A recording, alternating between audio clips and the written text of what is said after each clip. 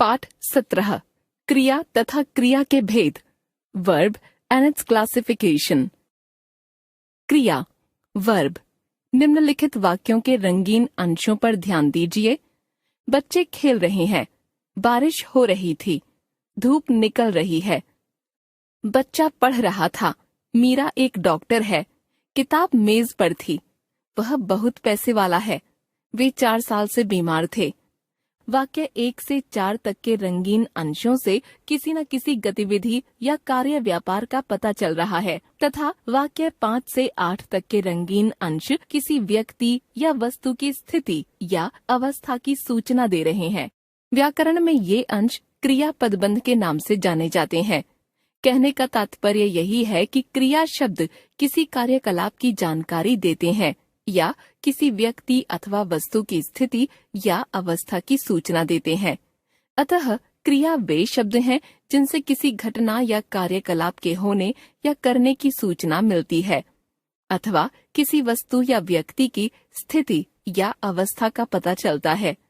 क्रिया पदबंध verb phrase. प्रत्येक क्रिया पदबंध में 2 अंश होते हैं, मुख्य क्रिया तथा सहायक क्रिया।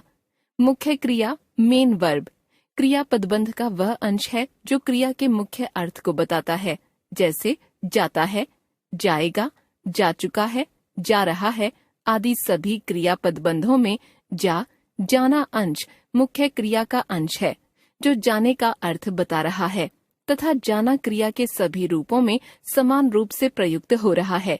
इसी अंश को धातु भी कहा जाता है। सहायक क्रिया ऑक्सिलरी वर्ब।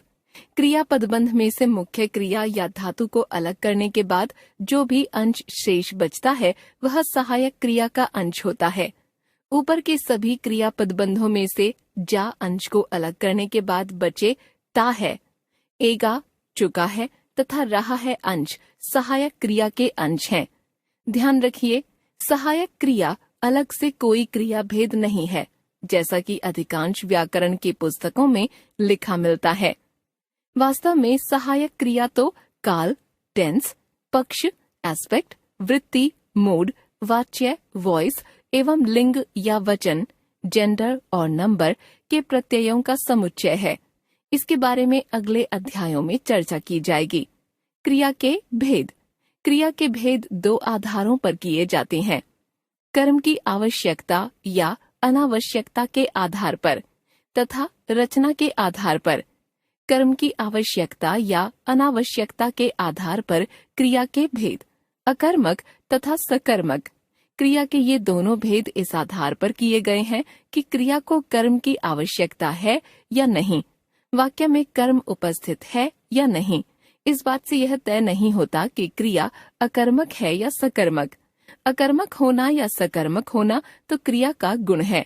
सकर्मक क्रिया वाले वाक्यों में भी कर्म का लोप हो सकता है, पर कर्म की आवश्यकता का अनुभव करने का गुण ही क्रिया को सकर्मक बनाता है। उदाहरण के लिए निम्नलिखित वार्तालाप में मदन द्वारा कहे गए दोनों वाक्यों पर ध्यान दीजिए। सलीम, मदन तुम क्या कर रहे हो? मदन, मैं चाय पी रहा हूँ, तुम पियोगे? यहाँ मदन द्वारा कहे गए पहले उपवाक्य में चाय संज्ञा कर्म है, अतः पीना सकर्मक क्रिया हुई, किंतु दूसरे वाक्य में कर्म उपस्थित नहीं है क्योंकि उसका लोप कर दिया गया है। कर्म के उपस्थित न होने से इस उपवाक्य की पीना क्रिया अकर्मक नहीं हो जाएगी। वस्तुतः दोनों ही उपवाक्यों में कर्म की आवश्यकता अनुभव करने के कारण पीना क्रिया सकर्मक है। अकर्मक तथा सकर्मक की पहचान।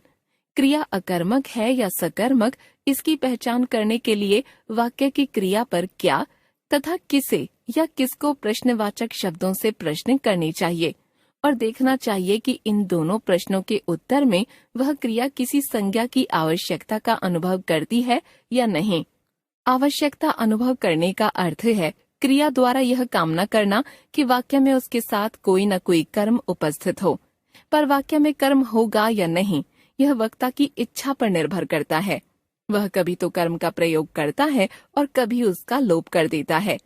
ध्यान रखिए, क्या प्रश्न के उत्तर में सकर्मक क्रिया किसी न किसी वस्तु निर्जीव संज्ञा की कामना करती है तथा किसे या किसको प्रश्न के उत्तर में किसी प्राणी सजीव संज्ञा की जैसे प्रश्न, संभावित उत्तर, क्रिया का प्रकार। बच्चा लिख रहा है, क्या? कहानी, निबंध या पत्र। सकर्मक। शीला जा रही है, क्या?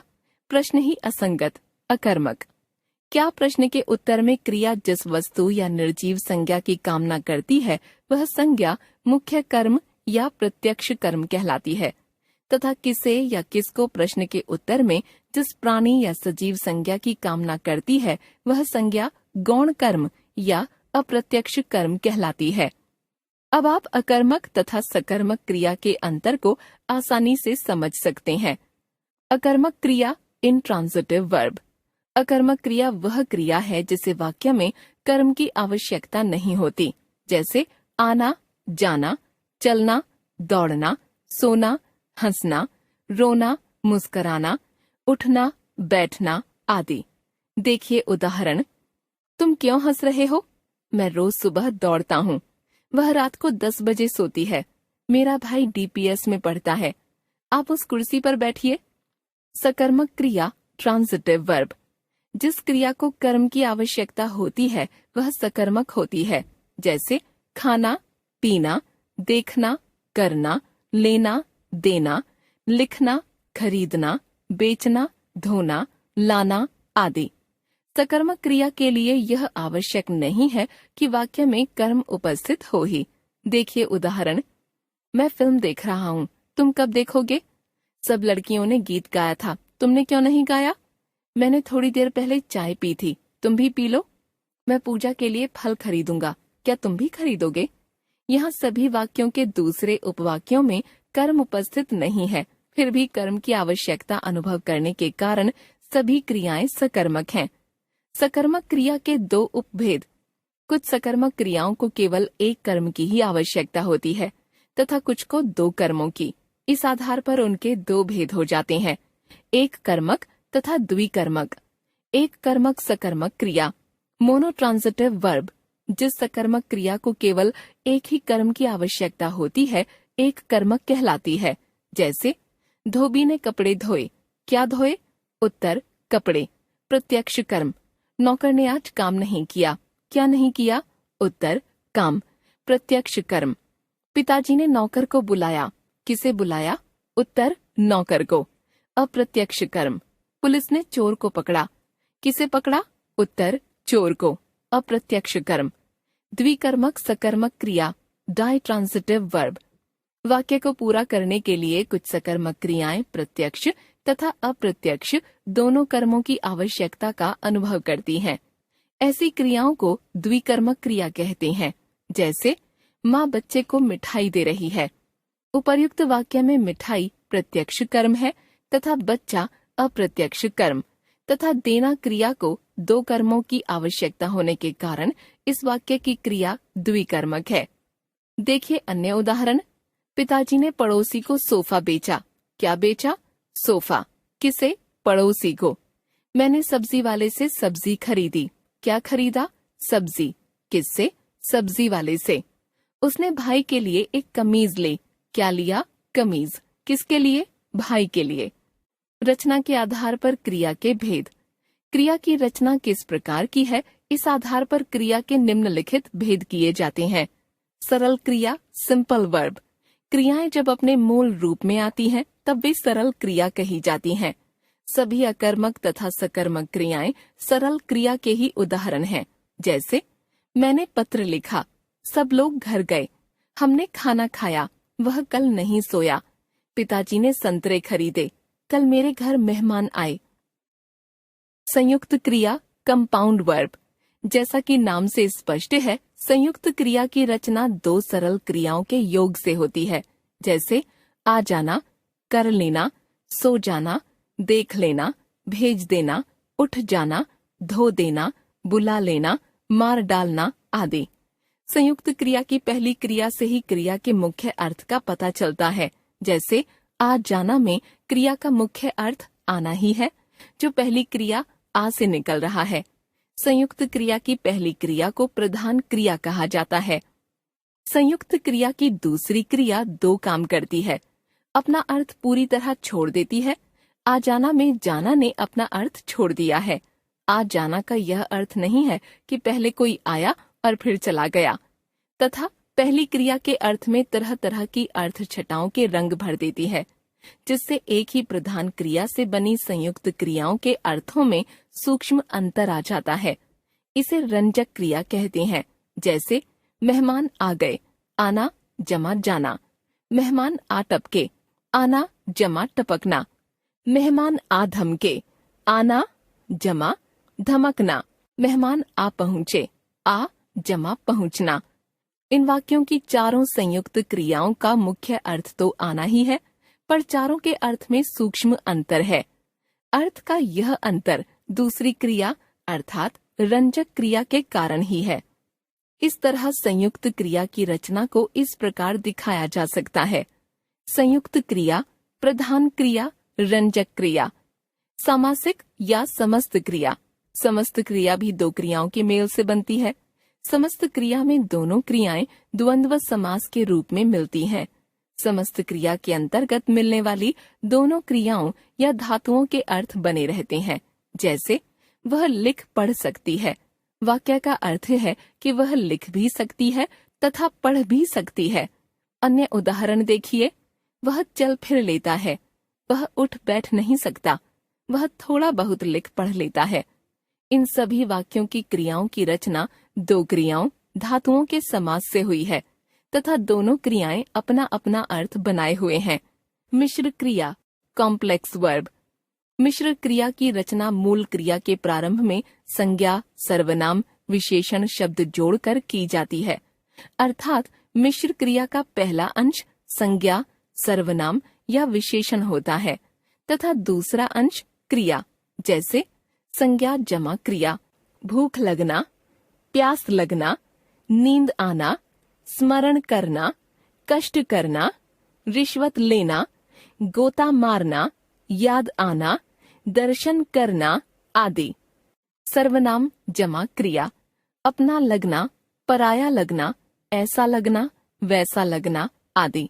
विशेषण जमा क्रिया, अच्छा लगना, बुरा लगना, प्यारा लगना, सुंदर लगना या दिखाना, गर्म करना या लगना, ठंडा लगना। प्रेरणार्थक क्रिया, कॉजेटिव वर्ब। प्रेरणार्थक क्रिया को समझने के लिए चलाना क्रिया के निम्नलिखित दो प्रयोग देखिए। लड़की मशीन को चलाती है, लड़की बच्चे को चलवाती है। वाक्य एक की चलाना क्रिया सकर्मक क्रिया है क्योंकि मशीन उसका प्रत्यक्ष कर्म है, परंतु वाक्य दो में बच्चा प्रत्यक्ष कर्म नहीं है। हम जानते हैं कि लड़की मशीन को तो हाथ से स्वयं चला सकती है, पर दूसरे वाक्य का अर्थ है कि लड़की बच्चे को चलने के लिए प्रेरित करती है, जिससे बच्चा चलने का कार्य स्वयं पूरा करता है। ऐसी क्रियाएं जिनमें पहली संज्ञा दूसरी संज्ञा को कार्य करने के लिए प्रेरित करती है, प्रेरणार्थक क्रियाएं कहलाती हैं। हिंदी में दो तरह की प्रेरणार्थक क्रियाएं मिलती हैं, प्रथम प्रेरणार्थक तथा द्वितीय प्रेरणार्थक। मूल क्रिया के मध्य में आ प्रत्यय जोड़कर प्रथम प्रेरणार्थक तथा वा प्रत्यय जोड़कर द्वितीय प्रेरणार्थक बनाई जाती हैं।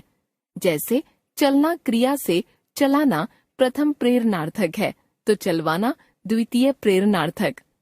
नीचे की तालिका में अकर्मक तथा सकर्मक से विकसित कुछ प्रेरणार्थक क्रियाओं के उदाहरण दिए जा रहे हैं।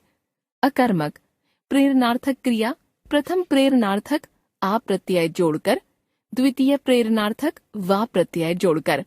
रोना, रुलाना, रुलवाना। चलना, चलाना, चलवाना। सोना, सुलाना, सुलवाना। उठना, उठाना, उठवाना। हंसना, हंसाना, हंसवाना। दौड़ना, दौड़ाना, दौड़वाना। बैठना, बिठाना, बिठवाना। खाना, खिलाना, खिलवाना। खेलना, खिलाना, खेलवाना। देना, दिलाना, दिलवाना। काटना, कटाना, कटवाना। देखना, दिखाना, दिखवाना। पीना, पिलाना, पिलवाना। सीखना, सिखाना, सिखवाना। बेचना, बिकवाना। पढ़ाना, पढ़वाना। खरीदना, खरीदवाना। बुलाना, बुलवाना। नामिक क्रिया, नॉमिनल वर्ब। संस्कृत के वैयाकरणों ने संज्ञा, सर्वनाम तथा विशेषण तीनों को नाम कहा था। संस्कृत में नाम, संज्ञा, सर्वनाम, विशेषण में प्रत्यय जोड़कर अनेक क्रिया शब्द बनाए जाते थे तथा ऐसी क्रियाओं को नामिक क्रिया या नाम धातु क्रिया कहा जाता था। चूंकि हिंदी प्रत्यय प्रधान भाषा नहीं है, अतः हिंदी में कुछ गिनी चुनी नामिक क्रियाओं के ही उदाहरण मिलते हैं। देखिए कुछ उदाहरण।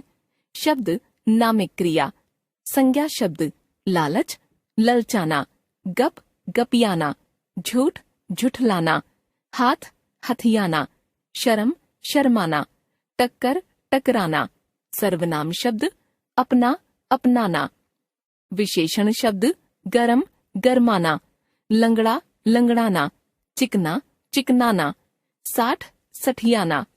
हमने सीखा क्रिया वे शब्द हैं जिनसे किसी कार्य के होने या करने का बोध होता है अथवा किसी व्यक्ति या वस्तु की अवस्था या स्थिति का पता चलता है। क्रिया के भेद दो आधारों पर किए जाते हैं, कर्म के आधार पर तथा रचना के आधार पर। कर्म के आधार पर क्रिया के दो भेद होते हैं, अकर्मक तथा सकर्मक। अकर्मक क्रिया कर्म की अपेक्षा नहीं करती तथा सकर्मक क्रिया कर्म की अपेक्षा करती है, किंतु सकर्मक क्रिया के लिए यह आवश्यक नहीं है कि वाक्य में कर्म उपस्थित हो ही। कर्म दो प्रकार के होते हैं, प्रत्यक्ष या प्रधान कर्म तथा अप्रत्यक्ष या गौण कर्म। प्रत्यक्ष कर्म का पता चलता है क्रिया पर क्या प्रश्न के उत्तर में तथा अप्रत्यक्ष कर्म का पता किस या किसे प्रश्न के उत्तर में। प्रत्यक्ष कर्म कोई निर्जीव वस्तु होती है तथा अप्रत्यक्ष कर्म कोई जीवधारी। सकर्मक क्रिया एक कर्म की अपेक्षा करती है या दो कर्मों की। इसी आधार पर उसके दो उपभेद हो जाते हैं, एक कर्मक तथा द्विकर्मक। संयुक्त क्रिया दो क्रियाओं के संयोग से बनती है। पहली क्रिया पूरे क्रिया पदबंध को अर्थ प्रदान करती है तथा दूसरी क्रिया पहली क्रिया के अर्थ की छटाएं बिखेरती है। दो क्रियाओं धातुओं के द्वंद्व समास से बनी क्रिया समस्त क्रिया या सामासिक क्रिया कहलाती है, जैसे लिख, पढ़, उठ, बैठ, दे, दिला आदि। मिश्र क्रिया की रचना संज्ञा, सर्वनाम, विशेषण या क्रिया विशेषण शब्दों में क्रिया शब्द जोड़कर होती है। प्रेरणार्थक क्रिया में एक संज्ञा दूसरी संज्ञा को काम करने के लिए प्रेरित करती है, तब दूसरी संज्ञा उस काम को स्वयं संपादित करती है। हिंदी में प्रेरणार्थक क्रिया के दो उपभेद मिलते हैं, प्रथम प्रेरणार्थक तथा द्वितीय प्रेरणार्थक। प्रथम प्रेरणार्थक की रचना मूल क्रिया के मध्य में आ प्रत्यय जोड़कर तथा द्वितीय प्रेरणार्थक की रचना वा प्रत्यय जोड़कर होती है। नामिक क्रिया वह क्रिया है जिसका पहला अंश नाम अर्थात संज्ञा, सर्वनाम, विशेषण होता है तथा दूसरा अंश